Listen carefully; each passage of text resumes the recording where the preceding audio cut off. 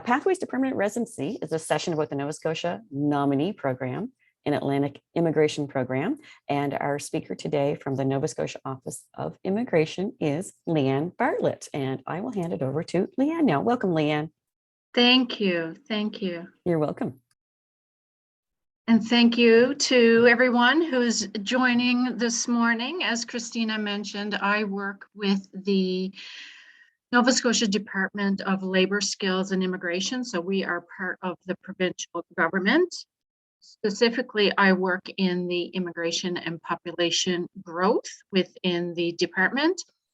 And a big part of my job is to give presentations like this to inform people who want to immigrate here about our Nova Scotia nominee program and our Atlantic immigration program as potential ways to pursue your permanent residency.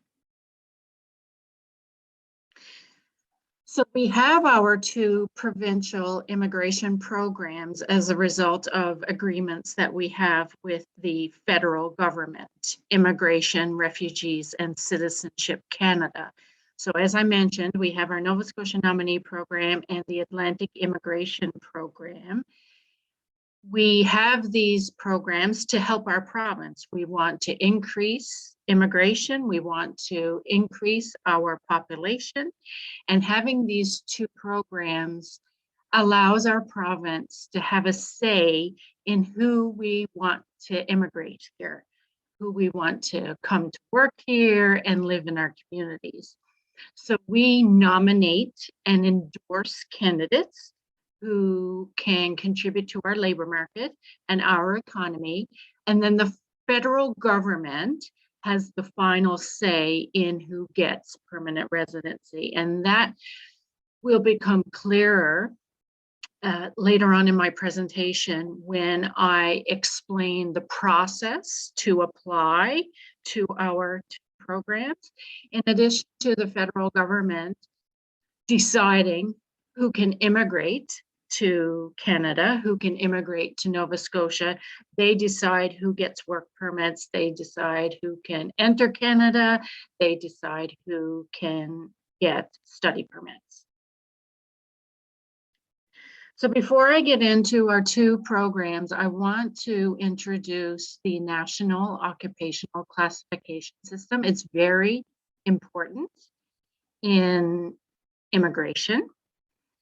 It's like a big dictionary of all occupations in Canada, and occupations are classified based on skill level.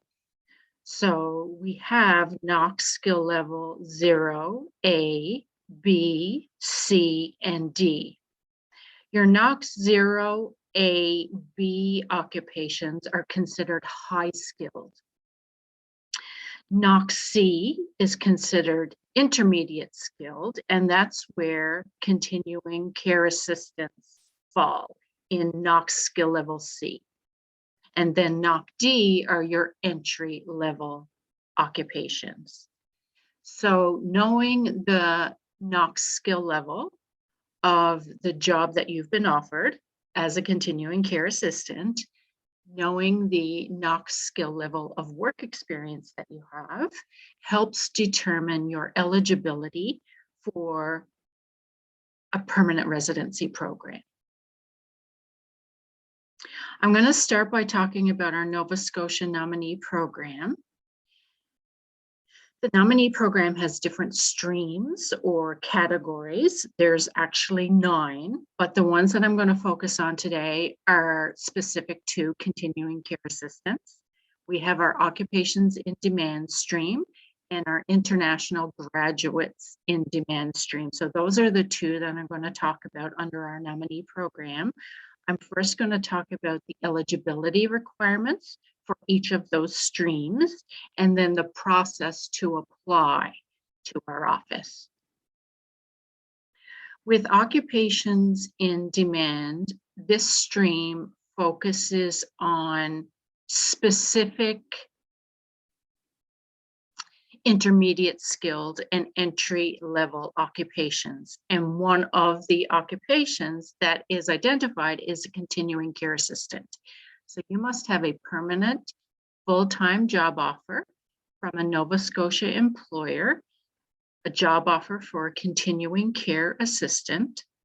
You must have at least 1 year of work experience that's related to that CCA position.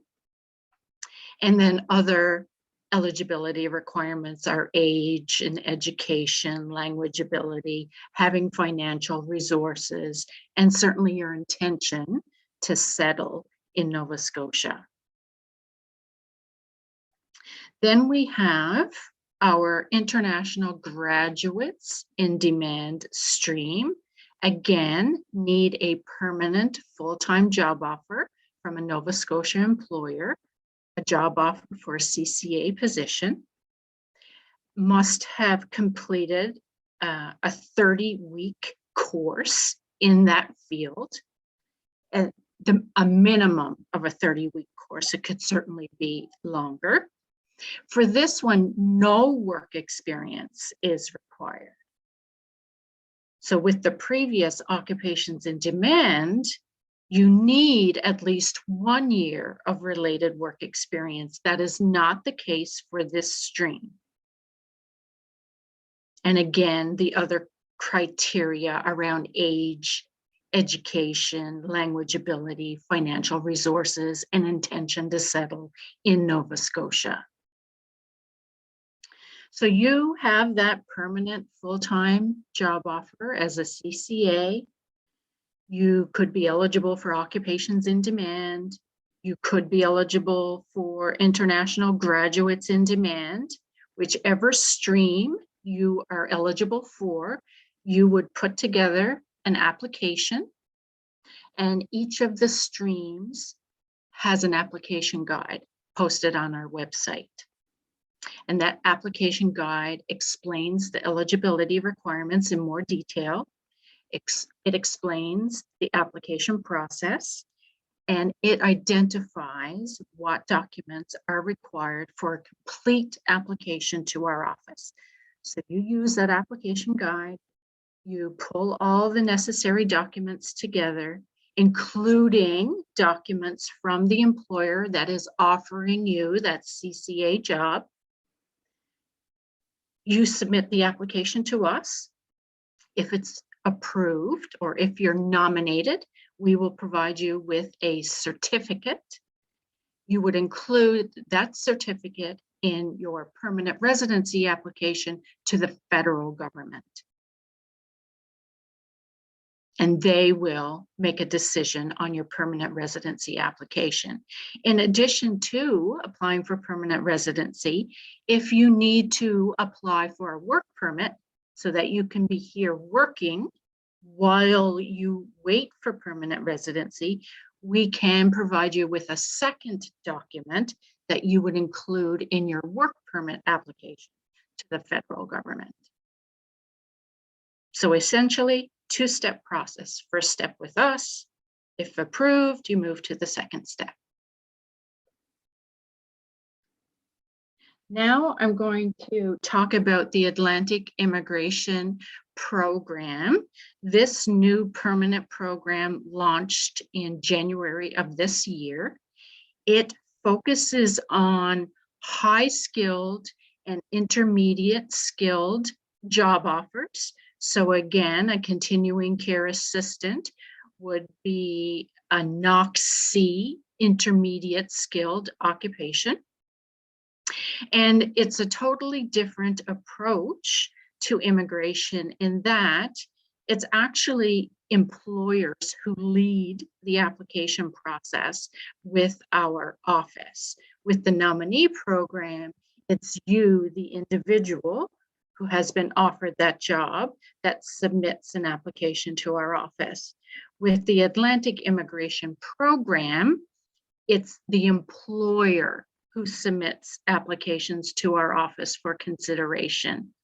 An employer who wants to use AIP first has to apply to become a designated employer. It's like they are registering with our office to be able to use it to recruit and retain foreign nationals.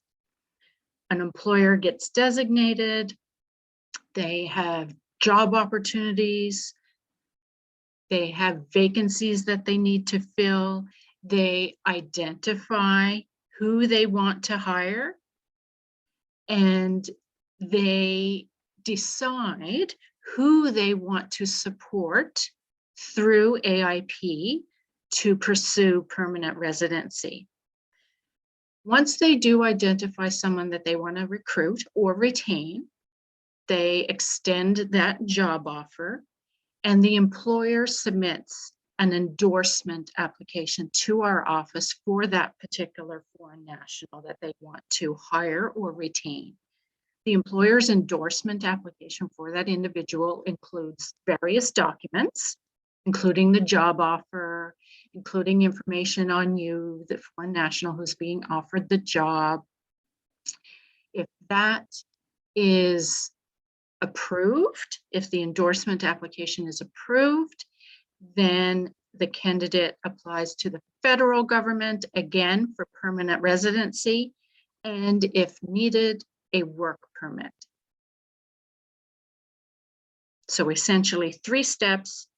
First 2 steps are employers submitting applications to our office. If all goes well there, 3rd step, endorsed candidate applies to federal immigration for permanent residency and a work permit if required.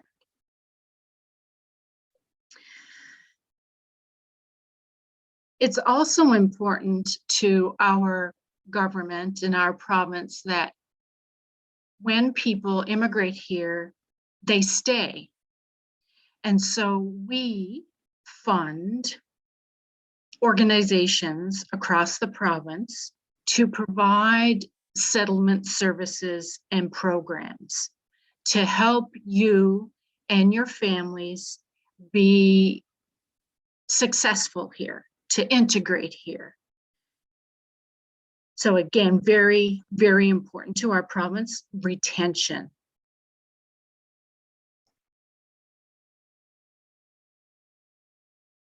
So I will leave it at that.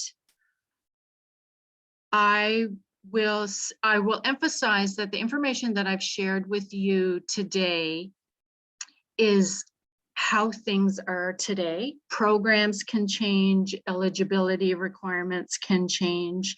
So the best place for the most up-to-date information is our website. So any changes that are made to our programs, we post those changes on our website. Again, application guides are on our website, very important resources. And I also want to end by saying, in addition to giving presentations like this to individuals who want to immigrate to Nova Scotia, I work with employers across the province on a daily basis. I'm also part of the employer support team in our office. So I help employers understand our nominee program and the Atlantic Immigration Program and how they can use those to recruit and retain foreign nationals. And so as you are, I guess, exploring job opportunities, or maybe you already have a job offer as a CCA and your employer has questions about how these programs work, absolutely refer the employers to me, and I will help educate them and guide them and answer any questions that they have. Okay, I'm going to stop sharing my screen. Thanks, Leanne. That was a great presentation. And we do have a question here in the Q&A section. And Karen asks the following question. I'm from Ontario, moved here in 1998. I took healthcare aid courses in Ontario from 1985 to 1986. Would I be able to work in a home or need more education?